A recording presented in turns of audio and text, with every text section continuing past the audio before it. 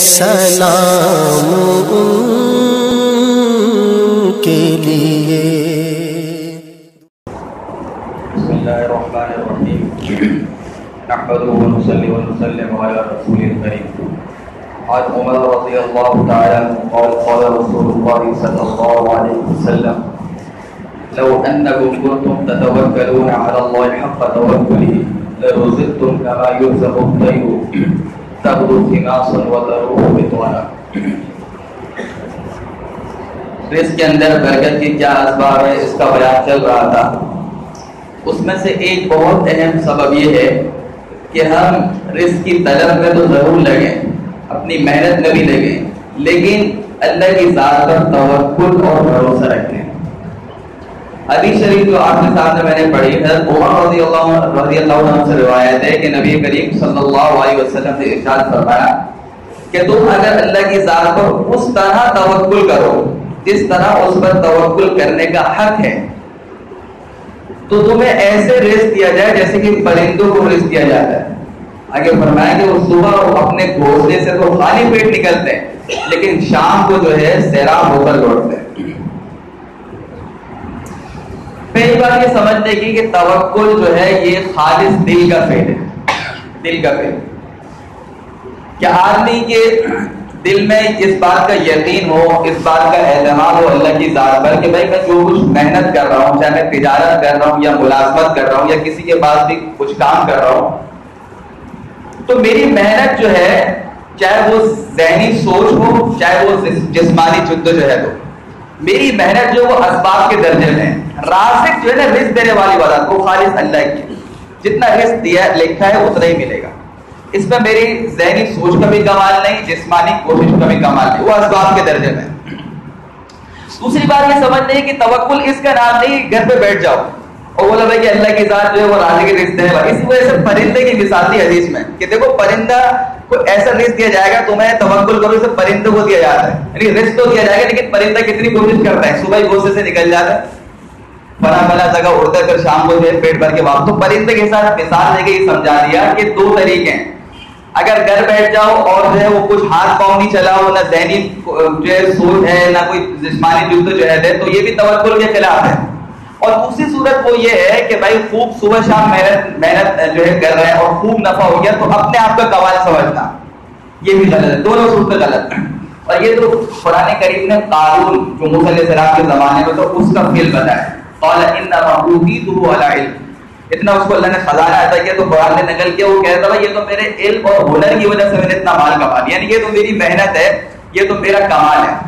تو توکل بیچ کا راستہ ہے، کچھ بھی نہیں کرنا اور گھر بیٹھ جانا ایسے رزق آئے گا، یہ جہالت ہے۔ بلکہ علماء نے لکھا کہ ایک درجے میں تو حرام بھی ہے، کیونکہ اتنا رزق کی طلب میں لگنا فرض ہے جس سے آپ اپنی ضروریات پوری کر سکو اور دوسرے آگے اسے ہاتھ پھیلانا نہ پڑے، تو یہ بھی غلط راستہ ہے۔ اور صبح شام رزق کی طلب میں لگنا اور آمدنی آنے پر اپنا کمال سمجھنا یہ بھی غلط ہے۔ توکل درمیان کا راستہ ہے کہ اسباب کو اختیار کیا جائے بایا روی کے درجے میں، سوچا بھی جائے، جسمانی جو ہے جدوجہد کی جائے، لیکن جب رزق آنے لگے تو وہ خالص اللہ کا فضل سمجھے اور اللہ کو راضی سمجھے، یہ توکل ہے اور یہی جو ہے سیدھا راستہ ہے۔ ایک سبب حدیث کے اندر عجیب بیان کیا گیا رزق میں برکت کا کہ وہ یہ ہے کہ ضرورت کے بقدر جو ہے رزق کی طلب میں لگا جائے، مشغلہ جو ہے ضرورت کے بقدر ہو۔ عجیب حدیث ہے، حدیث قدسی ہے کہ نبی کریم صلی اللہ علیہ وسلم نے ارشاد فرمایا کہ اللہ تعالیٰ یہ بات فرماتے ہیں کہ یا ابن آدم تفرغ لعبادتی، کہ اے ابن آدم تم میری عبادت کے لیے فارغ ہو جاؤ تو میں تمہیں دو انعام دوں گا۔ فرمایا کہ ابلغ صدرک غنى، کہ ایک انعام تو یوں دوں گا کہ تمہارا سینہ جو ہے نا وہ غنا سے بھر دوں گا، اور دوسرا انعام یہ دوں گا واسد فقرک، کہ تمہارے غربت اور فقر محتاجی کو دور کر دوں گا۔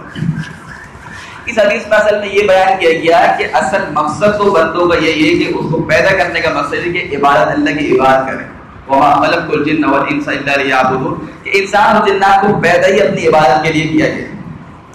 ہاں رزق کی طلب میں لگنا بھی ایک درجے میں فرض ہے، لیکن وہ ضرورت ہے، وہ مقصد نہیں زندگی میں آنا ہے، وہ ضرورت ہے۔ تو حدیث میں اس بات کا بیان ہے کہ بھائی ضرورت کے بقدر رزق کی طلب میں لگو، صبح و شام جو ہے ذہن کے اوپر یہی سوال رہے کہ بھائی زیادہ سے زیادہ آمدنی ہو جائے، تو یہ درست نہیں، یہ مسلمان کی شان نہیں۔ مسلمان کی جان یہ ہے کہ بھائی ضرورت کے بغیر رزق کی طلب میں لگے، لیکن مقصد اللہ کی عبادت، اللہ کی دین کی خدمت میں لگے، یہ اس کا مقصد ہے۔ تو فرمایا کہ جو اس طرح کرے گا کہ ضرورت کے بغیر رزق میں لگے گا اور اس کے علاوہ 5 وقت کی نماز کی پابندی کرے گا، اللہ کے دین کو بغیر، 2 انعام دوں گا۔ ایک تو یہ تمہارا سینہ میں غنا سے بھر دوں گا، غنا امیری کو مالداری کو کہتے ہیں، یعنی کہ دل کی مالداری عطا کر دوں گا۔ اصل تو دل کی مالداری حدیث میں خود ہے، لیس الغنى عن کثرت الاموال،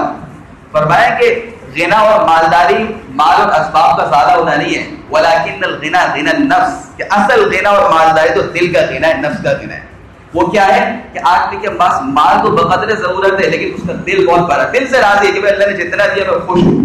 دل میں حرص نہیں ہے، دوسرے کے مال پہ نظر نہیں، یہ دل کا غنا ہے۔ اور مال و دولت کے ڈھیر لگے ہوئے، ایک سے ایک گاڑی ہے، لیکن پھر بھی دوسرے کے مال پہ نظر ہے، پھر بھی لالچ اور آ جائے، فرمایا دل کا فقیر آدمی ہے۔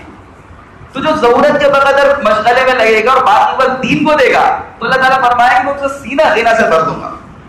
اور دوسری بات عجیب فرمایا کہ میں اس کو محتاج بھی نہیں بناؤں گا، اس کا محتاج ہی دوسروں کے آگے ہاتھ پھیلانا، وہ اسد فقر بند کر دوں گا۔ اور فرمایا کہ اگر ایسا نہیں کرو گے تو کیا کروں گا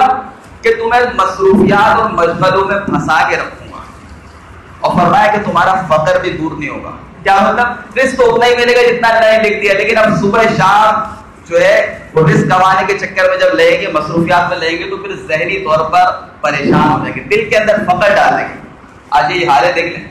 صبح شام اب ہم محنت کرتے ہیں 17 گھنٹے 18 گھنٹے نائٹیں لگ رہی ہیں، کیا ہو رہا ہے؟